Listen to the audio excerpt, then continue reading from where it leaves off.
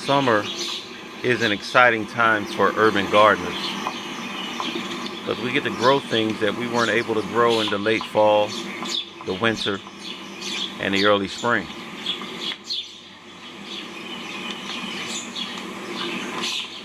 If you look closely, this is the time for growing your fruiting plants. We're growing everything from zucchini to eggplant to tomatoes, cucumbers. Also our berries. Strawberries already came and went. We ate them. They were delicious. And our blackberries are just about ready to harvest. But if you're talking about gardening for the purpose of survival, of feeding your family, of not relying on a system that has been proven to feed you and your family foods that are not good for them,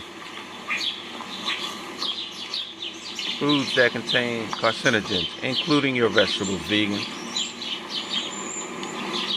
Again, I always say this, when I first was introduced to the vegan lifestyle, my question, after being educated by some of the great so-called African American or African or black minds, or Moorish minds, whatever you want to call them,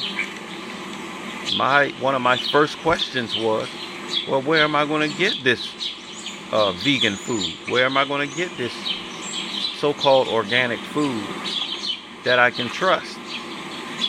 Well, many of my vegan friends and family were sending me straight to the so-called oppressor. And this is supposed to be July the 4th, Independence Day.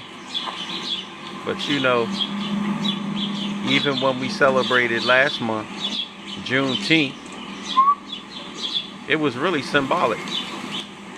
There we got a squirrel invading our garden, but that's okay. We're not the only ones that enjoy this food. But when we celebrated Juneteenth, it was only symbolic.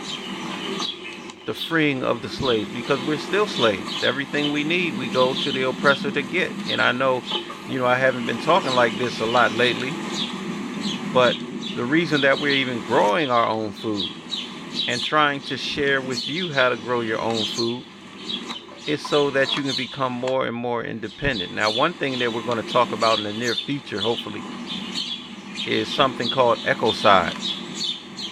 So it's not just enough to grow your own food, you're also going to have to protect the food that you grow. But the purpose of this video is to share with you some of those foods that you can grow pretty much year round. Because while in the summertime we're growing our fruiting plants, that's the only time that many of us can grow the fruiting plants, because that's the only time of year that it's warm enough. The conditions, the environment is right for growing those types of fruits. One of the things that I like to grow a lot of is turnips, because they're fast growing and they're probably the fastest, or one of the fastest growing nutrient dense foods that we can grow in our environment. I also like collard greens, just because we've been growing collard greens for thousands of years, just before the Romans. I know you've heard otherwise, and before the Europeans so-called brought it to the New World, which we know that's a lie, because they found the collards growing in what you call Haiti today. When they first arrived, they were being cultivated by our indigenous ancestors. But that's neither here nor there. I said you can grow your turnips, you can grow beets, because this video is coming to an end, so I gotta hurry up. Turnips, beets, collards, kale, chard.